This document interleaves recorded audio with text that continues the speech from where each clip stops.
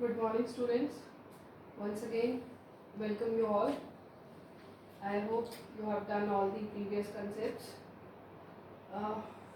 Somehow थोड़ा सा different भी लग रहा होगा because it's something very new things for you. So, but quite interesting because when you have entered into the stream of commerce and specifically for the accounting, so it's a very interesting subject if you focus, if you have a deep analysis, you can say study in this, then you will enjoy. Further, I will share a lot of things when we'll meet in the school.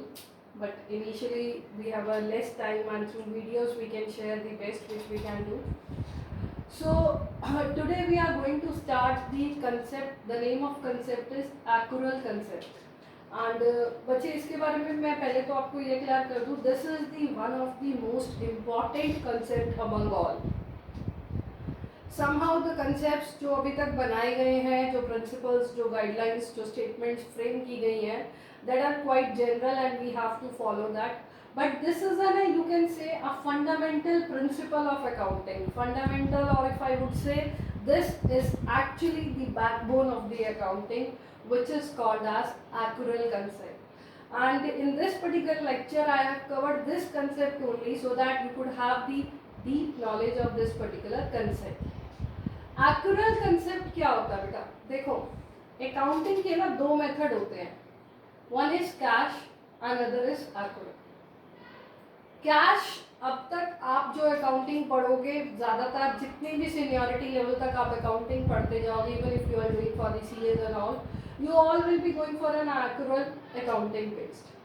Cash basis की जो accounting होती है, that transactions are on the basis of receipt and payment account. So बहुत कम ये accounting की जाती है. कुछ ही ट्रस्ट है जिनको अलाउड होती है कैश बेसिस पर अकाउंटिंग को बनाना. सो एक्यूरल कंसेप्ट क्या गया, transactions are recorded on their occurrence. पहले मेरी बातों को सुनो. कैश बेसिस अकाउंटिंग होती है, उसके अंदर रिकॉर्डिंग ट्रांजेक्शन्स की तभी की जाएगी या तो कैश आएगा या तो फिर कैश जाएगा. अगर आपने कुछ अर्न किया है, अगर आपने कुछ कमाया है, कुछ आपने अकाउंटिंग में बेसिकली उसको रेवेन्यू कहा जाता है. द प्रॉफिट्स और the you can say the earnings जो सेल करके हम लोग कमाते हैं, that is basically a revenue. कि पैसा कैश की फॉर्म में जब आएगा, कैश की फॉर्म में जब जाएगा, तभी हम लोग उसको रिकॉर्ड करेंगे. अदरवाइज हम कैश बेसिस अकाउंटिंग में उसको रिकॉर्ड नहीं करेंगे.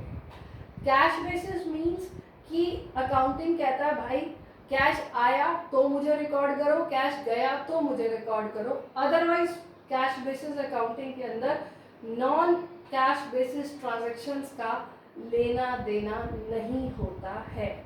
जिस पर्टिकुलर टाइम पीरियड पे आपको कैश रिसीव हुआ है या आपने कैश को पे किया है, तभी उसकी रिकॉर्डिंग की जाएगी. अब बारी आती है हमारा main concept, accrual concept. Accrual concept कब से एप्लीकेबल होना शुरू कर देता है, हो जाता है, on the occurrence. Occurrence means आपने सेल करी कैश पे, आपने सेल करी क्रेडिट पे. माल आपने कैश पे भी बेचा है, माल आपने क्रेडिट पे भी बेचा है. लेकिन जिस टाइम आपने कैश क्रेडिट पे, उधार पे भी जब आपने माल बेच दिया है, वो पैसा बेशक आपको रिसीव हुआ है या नहीं हुआ है, that has to be recorded into the accounting, that has to be recorded into the books of accounts. This is the very basic meaning of accrual basis of accounting. वो ये कहता है कि पर्टिकुलर ट्रांजैक्शन जैसे ही अकर हुई, जैसे ही कुछ मैंने कमाया, मैंने कुछ खर्चा भी किया या किसी को अभी देना भी है, that is basically accrual concept. Periodicity concept से थोड़ा सा इसका लेना है, जो हमने कल पढ़ा था कि हम उसी साल की एक्सपेंसेस और इनकम्स को रिकॉर्ड करेंगे जिस साल हमने जो खर्चा किया है.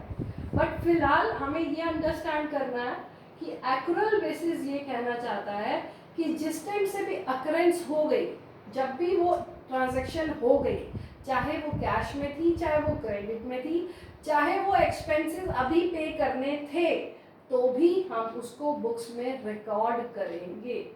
Difference between is cash received but accrual में earned.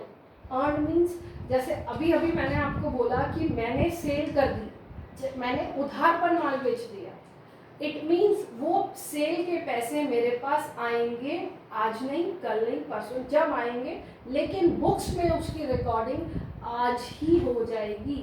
So that will be treated as your earned, that will be treated as your earned. So हम ये कह सकते हैं कि रेवेन्यू, रेवेन्यू मीन्स सेल से जो पैसा हमने कमाया है, रेवेन्यू कैश बेसिस पे जब हमें रिसीव होगा तभी हम उसको रिकॉर्ड करेंगे, लेकिन जब हमने अर्न कर लिया, हमने सेल कर दी, चाहे वो हमने उधार पे ही क्यों ना बेचा हो, किताबों में, बुक्स ऑफ अकाउंट्स में उसकी रिकॉर्डिंग आज ही हो जाएगी। फिर बारी आती है, देखो बेटा अकाउंटिंग में दो चीज़ें सबसे इंपॉर्टेंट होती है, एक होता है रेवेन्यू, दूसरा होता है खर्चा। खर्चे को हम नाम देते हैं एक्सपेंसेस। एक्सपेंसेस, अब मैंने कोई एक्सपेंसेस पे किया, मानो मैंने कुछ भी पे किया, अपनी कोई खर्चा मुझे देना था, अपनी फैक्ट्री से रिलेटेड किसी पर्टिकुलर बंदे को मैंने सैलरी देनी थी, जब मैं उसको कैश पे करूँगी, कैश दूंगी, तभी मैं उसकी रिकॉर्डिंग करूंगी।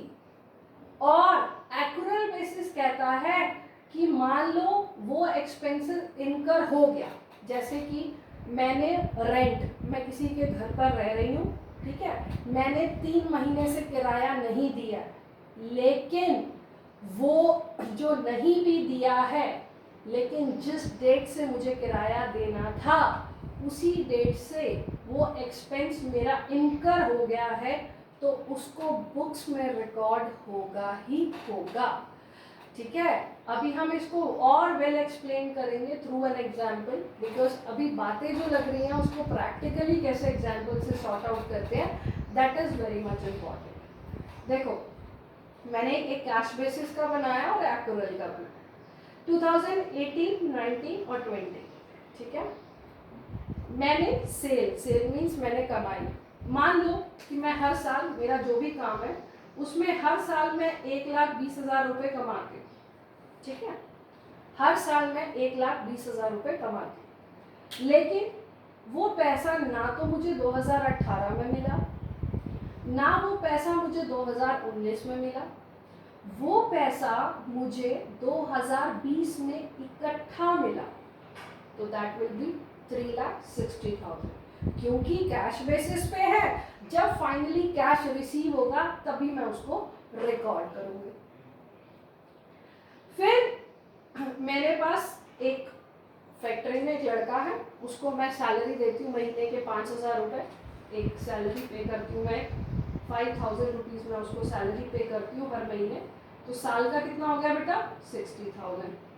अब इसको मैंने 3 साल का पैसा एडवांस दे दिया, 3 साल का पैसा 1,80,000, मैंने इसको टोटल 3 साल का पैसा आज ही दे दिया। सो दिस इज, अब आज दे दिया है, कैश आज चला गया है, तो ये मेरा एक्सपेंस भी मैं आज ही रिकॉर्ड करूँगी। अब ना तो मैं उसको 19 में कुछ दिया, ना मैंने उसे 20 में कुछ दिया, ठीक है, कि 1,20,000 मैं हर साल अपनी कोई भी सर्विस, किसी भी चीज़ का काम समझ लो, तो मैं 1,20,000 रुपये साल का कमाती हूँ, 3 साल का पैसा मुझे इकट्ठा 2020 में मिला, और अपने काम के लिए मैं हर महीने एक लड़के को सैलरी देती हूँ 5,000 की, जो साल का बनता है 60, तो 3 साल का 1,80,000 रुपये मैंने उसे आज ही दे दिया, ठीक है। अब कैलकुलेट करते हैं, 2018 में ये मेरा माइनस लॉस, क्योंकि कुछ प्रॉफिट नहीं है, कुछ कमाया ही नहीं है, तो पूरा का पूरा लॉस हो गया। 19 में कुछ नहीं हुआ, 2020 में मैंने कमाई करी 3,60,000 की। बेटा अकाउंटिंग में भी जनरली यूज दी ब्रैकेट्स और somehow written like a minus, so अब आप कई सारी टर्मिनोलॉजीज को हम लोग सीखेंगे कि कैसे लिखना है। अगर मैं 3 साल का अपना मुनाफा, अपना प्रॉफिट देखूं, नेट प्रॉफिट देखूं, तो मैंने 1,80,000 रुपये खर्चा किया और 3,60,000 कमाया, तो नेट प्रॉफिट मेरा आ गया 1,80,000। कितना आ गया? 1,80,000। अब बारी आ जाती है एक्यूरल बेसिस। ठीक है, कैश बेसिस पे समझे कि जिस टाइम हमने फाइनल पैसा कमाया तब मिला, कैश आया, अगेन द वर्ड कैश आया और कैश गया, कैश बेसिस। अब बारी आती है एक्यूरल बेसिस पे। मैंने कहा कि मैं हर साल 1,20,000 रुपये कमाती हूँ। भाई कमाते हैं हम, चाहे हमने कैश में कमाया चाहे हमने क्रेडिट में कमाया, मैंने 1,20,000 रुपये कमाया। और हर साल का खर्चा जो मैं एक लड़के को सैलरी देती हूँ 5,000 रुपीज, 60-60-60। ठीक है, एक्यूरल बेसिस यही कहता है भाई जब से कमाई शुरू हो गई तब से रिकॉर्ड कर लो, जब से एक्सपेंसेस इनकर हुए, जब से लगने शुरू हो गए तब से किताबों में डालना शुरू कर दो। तो मैंने कैलकुलेट किया अपना प्रॉफिट। 1,20,000 में से 60 गया, इधर से 60 गया इधर। अगर मैं तीनों सालों का नेट प्रॉफिट देखूं तो कितना आया?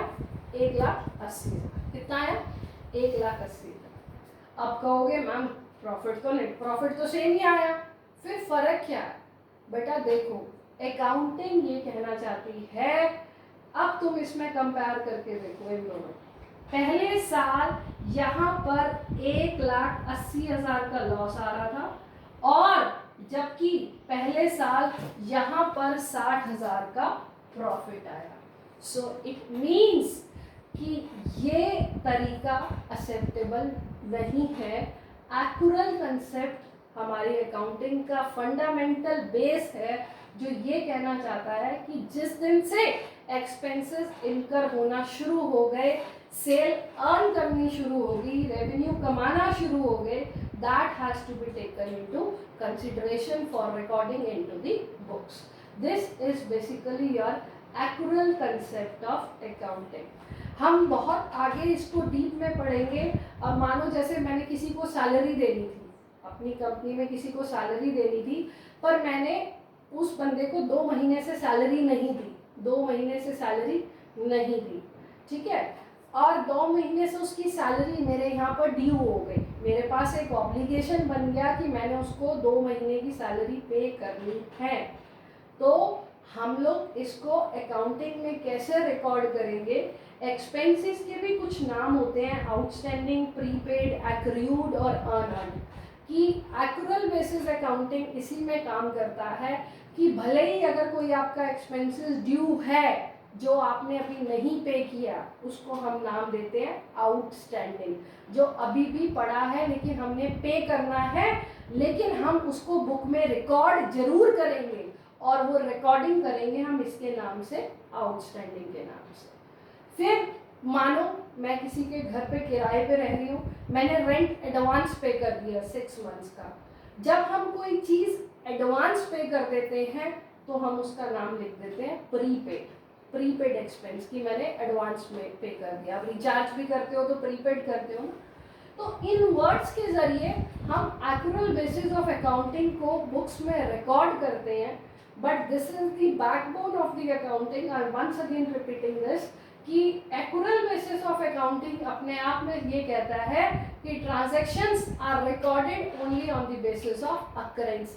जिस दिन से कोई एक्सपेंस ड्यू हो गया है, जिस दिन से कोई एक्सपेंस आपने एडवांस पे कर दिया है, या आपने सेल को अभी कमाना बेच दिया है, भले ही पैसा आया हो या ना आया हो, that has to be recorded into the books. So this is your accrual base of accounting. Now if somebody would ask about that which base of accounting you are following, you are following the accrual base of accounting, in which transactions are recorded on immediately at the time of their occurrence. Even that has to be earned and that has to be incurred. So this is basically accrual base of accounting. I request you again कि please have a deep reading of this concept, and if somebody faces any problem, you must be having my number. I have shared in my previous video, so you would contact me and have the discussion. Thank you so much.